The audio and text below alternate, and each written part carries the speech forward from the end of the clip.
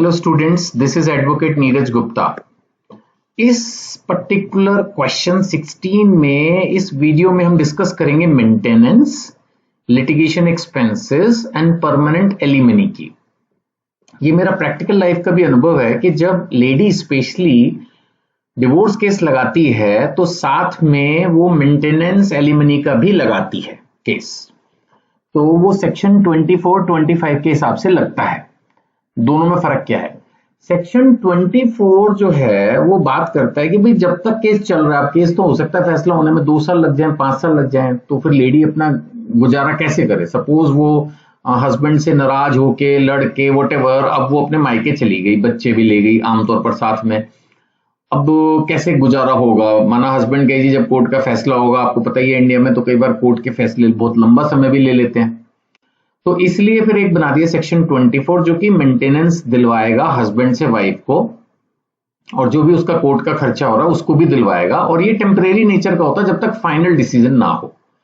खैर final decision भी इसी क्वेश्चन में, इसी वीडियो में हम पढ़ेंगे। सेक्शन 25 अगला वाला परमानेंट की बात करता है कि फिर जो फाइनल फैसला होगा तो कोर्ट उसको जो भी मंथली दिलवाना है, लमसम दिलवाना है पैसा, बच्चों को देखते हुए, दोनों की इनकम को देखते हुए वो दिलवा देगा।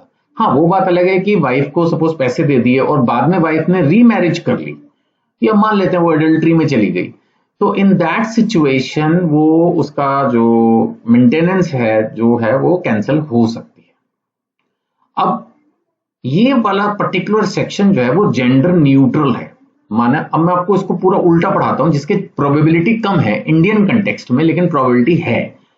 रियल लाइफ में भी मैंने देखा कि एक हस्बैंड ने जो कुछ खाता कमाता नहीं था, और जैसा कि उसकी वाइफ ने मुझे बोला जो कि एक पुलिस ऑफिसर थी कि मेरा हस्बैंड कुछ खाता कमाता नहीं है, दारू पीता है, इधर उधर घूमता है। मैंने कहा फिर आपने ऐसे बंदे से शादी क्यों की? कह रही तब तो पता नहीं था।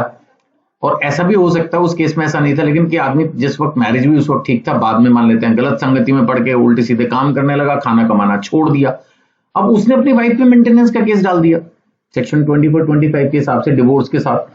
तो होने को इसमें उल्टा भी हो सकता है कि वाइफ को हस्बैंड को पैसे देने पड़े। तो यहां पर ऐसा हमेशा नहीं है कि हस्बैंड ही वाइफ को पैसे देगा। ये सेक्शन 24-25 उल्टा भी चलता है, इन द सेंस कि वाइफ को भी हस्बैंड को पैसे देने पड़ सकते हैं। ऐसा समझ लो कि जो दोनों में से ज्यादा अमीर होगा वो कम वाले को पैसे देगा, यही मतलब हुआ, या जो नहीं कमा रहा उसको पैसे देगा। That is how the game is. अब 24 जो है ये इंटरिम मेंटेनेंस है। इंटरिम का क्या मतलब? इंटरिम का मतलब कि जिस वक्त कोर्ट केस चल रहा है उस वक्त, उस पीरियड के लिए ये पैसे देने हैं हस्बैंड ने वाइफ को या वाइफ ने हस्बैंड को, एज द केस में भी, जिसके पास सफिशिएंट इंडिपेंडेंट इनकम ना हो for the support, no sufficient independent income for support and legal expenses.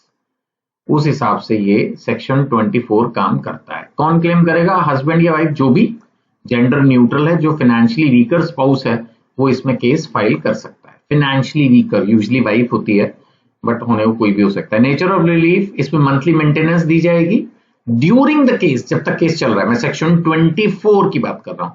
Court expenses के पैसे दिए जाएंगे और ये तभी तक होगा जब तक केस डिसाइड होगा, उसके बाद खत्म।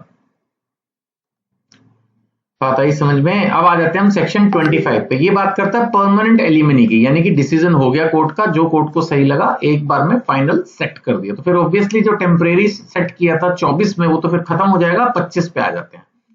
यहां पर परमानेंट एलिमनी एंड मेंटेनेंस की बात आएगी, या तो हस्बैंड से वाइफ को या वाइफ से हस्बैंड को।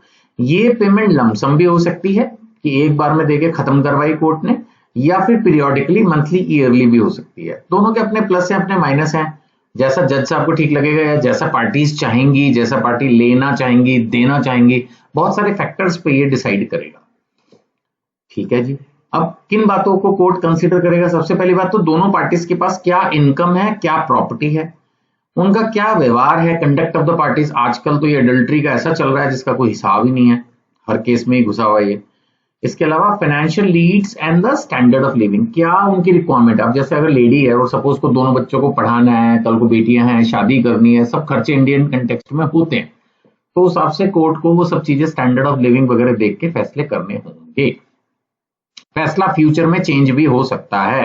द कोर्ट में इंक्रीज, डिक्रीज, मॉडिफाई और इवन कैंसिल द मेंटेनेंस। करने को कुछ भी है, ऐसा नहीं है कि एक बार बंद गई तो जीवन भर देना ही है। सर्कमस्टांसेस के हिसाब से वो कम ज्यादा हो सकती है। अब जैसे रेसिपिएंट ने सपोज रीमैरिज कर ली या इमोरल लाइफ, एडल्ट्री, ये बहुत बड़ी प्रॉब्लम है जैसे मैंने कहा, तो उस सिचुएशन में फिर आपकी जो मेंटेनेंस फिक्स हुई थी वो कैंसिल भी हो सकती है। अगर हम 24-25 की बात करें तो 24 क्या है, इंटरिम है, जब तक केस चल रहा है। 25 तो फिर फाइनल है। 24 वाली टेम्परेरी नेचर है, 25 वाली परमानेंट है, उसका नाम ही परमानेंट एलिमनी है। और इसमें लिटिगेशन एक्सपेंसेस की भी बात हुई, नेचुरली भी कोर्ट केस चल रहा है तो कोर्ट एक्सपेंसेस की भी बात है। जब 25 में तो केस ही खत्म हो गया तो अब लिटिगेशन एक्सपेंसेस की फिर बात रही नहीं, इसमें तो एलिमनी और मेंटेनेंस ही रह गई। आमतौर पर एलिमनी का मतलब होता है लमसम अमाउंट जो एक बार में एक मुश्त मिल जाता है, और मेंटेनेंस यूजली टर्म यूज होती है मंथली मेंटेनेंस के लिए कि भाई गुजारा भत्ता घर चलाने के लिए हर महीने जो पैसा मिल रहा है, यूजली उसको मेंटेनेंस बोलते हैं। और जो लमसम एक बार में एक मुश्त 5 लाख 10 लाख 20 लाख 50 लाख 1 करोड़ 100 करोड़ जैसा पार्टी हो, दोनों का फाइनेंशियल स्टेटस हो, उसको परमानेंट एलिमनी बोलते हैं। ठीक है जी, तो I hope the question is clear. 24-25 कोई डाउट तो पूछ लेना, और जिस बुक से पढ़ा रहा हूं उसको खरीदने के लिए भी कनेक्ट कर सकते हैं। Thank you.